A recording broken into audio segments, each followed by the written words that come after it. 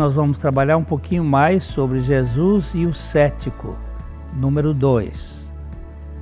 A palavra de Deus diz: meu filho, ouça o ensino de seu pai e não despreze a instrução de sua mãe, porque serão um diadema para a sua cabeça, uma grinalda para a sua cabeça que enfeite a cabeça e uma corrente para enfeitar o seu pescoço. Capítulo 1 de Provérbios, versos 8 e 9. Se você já fez algo errado com alguém, então deu de cara com ele na rua ou na igreja ou em algum lugar, antes de ter a chance de se desculpar, já aconteceu isso? Então você tem uma ideia de como os discípulos devem ter ficado nervosos quando perceberam que Jesus havia retornado.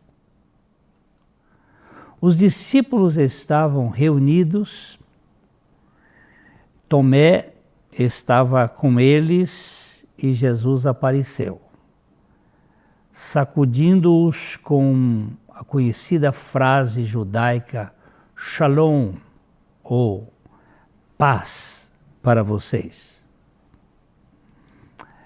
Quão facilmente ele poderia tê-los saudado com uma repreensão.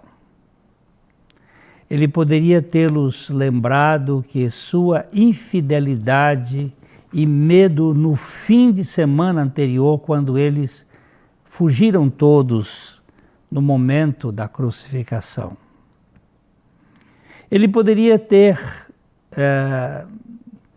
dispensado todos eles e contratado um novo grupo de discípulos, porque os seus discípulos haviam negado o Senhor. Mas a graça está nos dando o que nós não merecemos.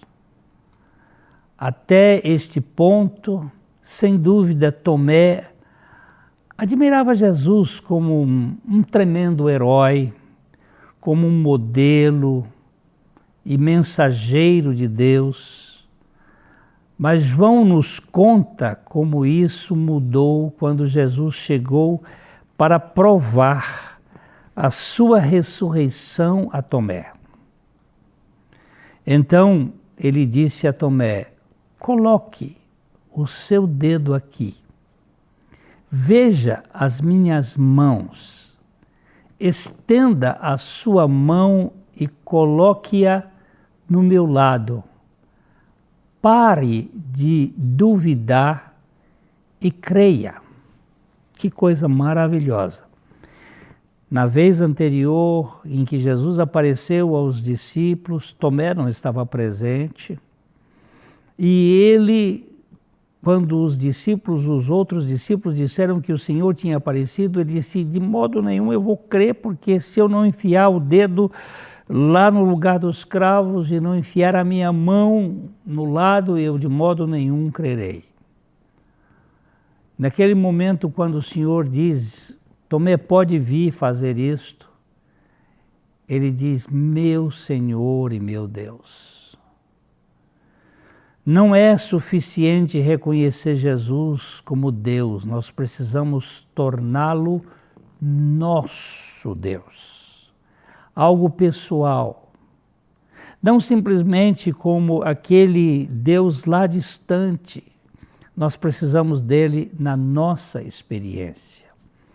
A Bíblia nos diz que até os demônios acreditam em Deus e se estremecem.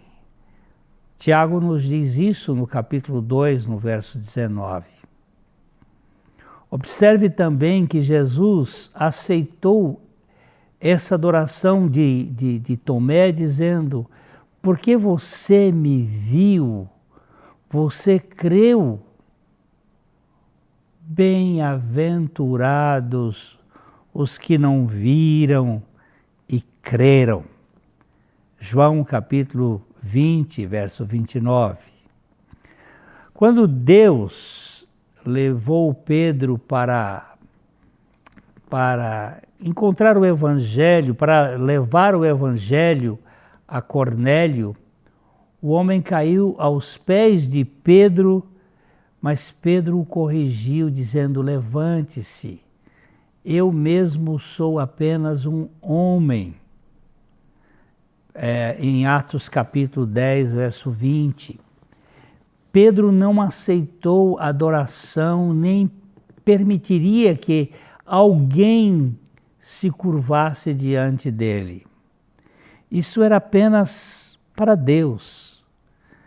Jesus, no entanto, era Deus e, portanto, aceitou corretamente a adoração de Tomé, Senhor meu e Deus meu. Isso é demais para aqueles que argumentam que Jesus nunca afirmou ser Deus. A resposta de Jesus a Tomé é uma bênção especial para nós também. É importante para nós sabermos que Deus ama, e Deus nos ama e nos abençoa e quer nos abençoar. Jesus começou e concluiu o seu ministério terreno abençoando pessoas, abençoando aquelas crianças, abençoando os que estavam doentes, abençoando os que duvidaram. Quando as crianças vinham até ele as tomava nos braços e as abençoava. O Evangelho de Jesus é o Evangelho que mostra ele abençoando. Lucas nos diz que depois da sua ressurreição, ele os conduziu para os arredores de Betânia e, elevando-se as mãos, os abençoou. Jesus não está falando de uma fé subjetiva, mas de uma fé satisfeita, de uma fé que se satisfaz. Ele está falando de uma fé que está contente com o que Deus dá, ao invés de que se concentra no que Deus não dá. A Bíblia está repleta de relatos, de visões, de sinais, de maravilhas, de dons espirituais em ação. Talvez tenhamos ansiado por uma visão de um anjo, de um milagre, nas nossas próprias vidas. E isso não é uma coisa ruim, necessariamente. Quando me tornei cristão, eu queria uma vida cheia de milagres, cheia de acontecimentos. Eu queria uma palavra pessoal do Senhor, audivelmente possível. Todos os dias, como um operativo de emissão impossível, a gente quer coisas assim, que Deus fale conosco, que Deus fale no nosso coração. A sua missão de você decidir recebê-lo eu queria sinais, eu queria maravilhas, eu queria experiências emocionais. Depois de um tempo, a gente descobre que a vida cristã é uma vida de fé e não de sentimento. É uma vida de intimidade com o Senhor. É aquilo que vai ser adquirido pela palavra. A Bíblia diz: o justo viverá pela fé. E fé só existe através da palavra. A fé vem pelo ouvir e o ouvir a palavra de Deus. Alguns cristãos desejam essas coisas de manifestações de Deus a ponto de se tornarem uma espécie de distração. Eles ficam buscando coisas que aconteçam. Os crentes não devem seguir sinais e maravilhas. Sinais e maravilhas devem seguir os crentes. Nós não devemos buscar essas coisas, mas devemos encontrar a revelação através do Senhor. Ver e experimentar milagres não garante uma fé forte. O faraó viu muitos milagres, muitos sinais, mas o seu coração só se endureceu.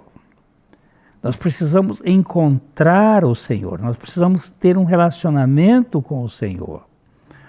Os filhos de Israel viram sinais dramáticos de Deus, mas se rebelaram. Depois de 10 sinais, de 10 provas do poder de Deus e de ter tirado o povo para o deserto, eles lá no deserto se tornaram rebeldes. A igreja de Corinto foi inundada por milagres e também por uma imoralidade galopante. Ela era uma igreja que tinha milagres e tinha vida promíscua. Eu não estou tentando denegrir milagres e sinais e maravilhas.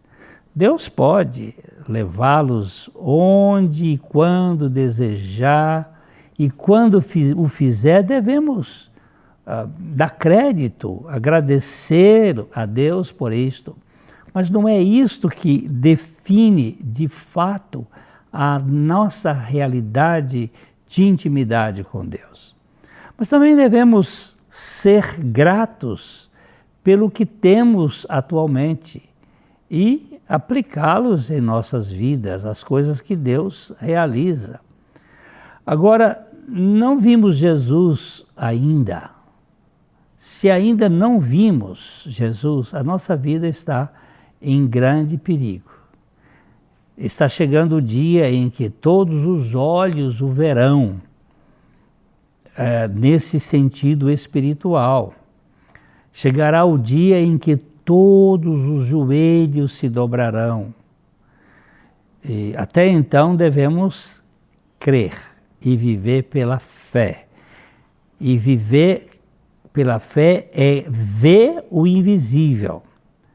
O Evangelho de Marcos conta a história de um pai perturbado que trouxe seu filho endemoniado até Jesus. E se você pode fazer alguma coisa, tenha misericórdia de nós e nos ajude, disse aquele pai a Jesus. E Jesus respondeu: tudo é possível para aquele que crê. Tudo é possível ao que crê.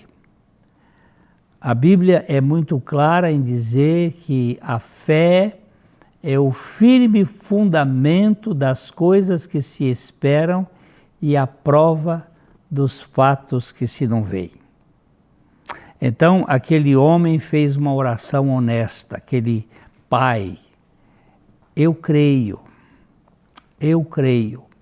ajuda-me a superar a minha incredulidade, ajuda-me a ter fé genuína. Você pode ser um cético hoje, como muita gente já foi, como Tomé já foi. Você pode dizer como Tomé: mostra-me os teus sinais, os sinais dos cravos, e eu vou acreditar. Mostra-me. Mas Jesus disse, chama-me e responder-te-ei, e contarei coisas grandes e incríveis que não sabes. Jeremias 33:3. Não é viver uma vida movida pelos sinais, mas viver uma vida movida por um relacionamento com o Senhor. Clama-me e responderei, e contarei a vocês grandes e inacreditáveis coisas inescrutáveis que vocês não conseguem entender. Simplesmente vá a Cristo, vá a Deus com suas dúvidas, com suas perguntas e até mesmo com o seu ceticismo e diga a Ele: Senhor, entre na minha vida, revele-me a tua pessoa. Eu preciso que tu me ensines as coisas próprias que vão gerar em mim esta fé que dependa de ti. Perdoa-me pelos meus pecados. Eu não consigo crer no Senhor claramente.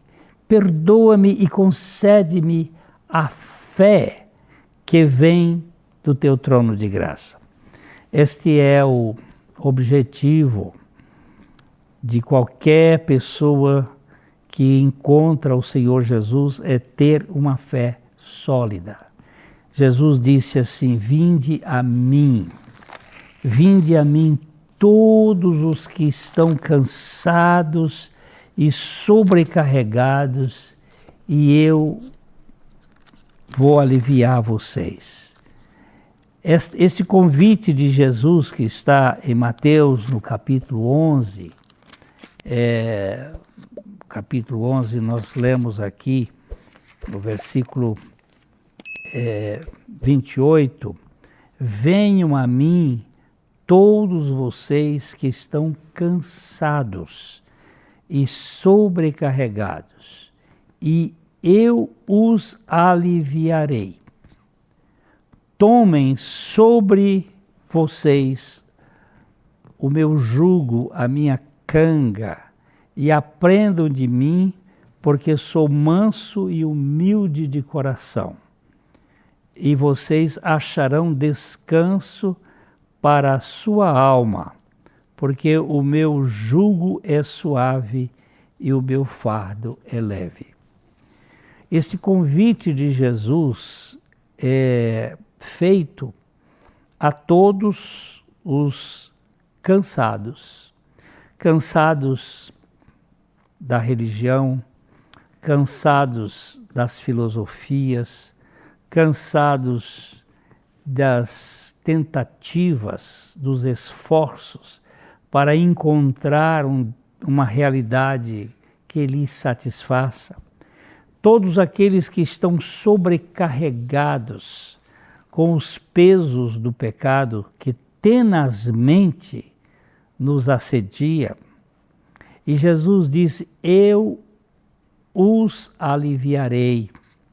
Mas ele coloca aqui como condição tomar sobre nós, ele diz: tomem sobre vocês a minha canga. Esta canga, esse jugo, é a cruz, onde ele e eu, ele e você estivemos naquele momento da sua morte. Porque assim como nós nos tornamos pecadores em Adão, em Cristo nós ganhamos a nossa salvação. E é isto que vai fazer com que o meu ceticismo, a minha dúvida, desapareça quando eu ganho essa experiência de que eu morri e ressuscitei com Jesus Cristo. há um descanso para a minha alma. E o jugo do Senhor, ele diz aqui, é suave, e o seu fardo é leve. O meu desejo é que você conheça Jesus Cristo, não uma religião, mas conheça pessoalmente Jesus Cristo e tenha um contato íntimo com Ele. Eu espero vê-lo no próximo programa, se o Senhor permitir, de coração para coração. Até lá.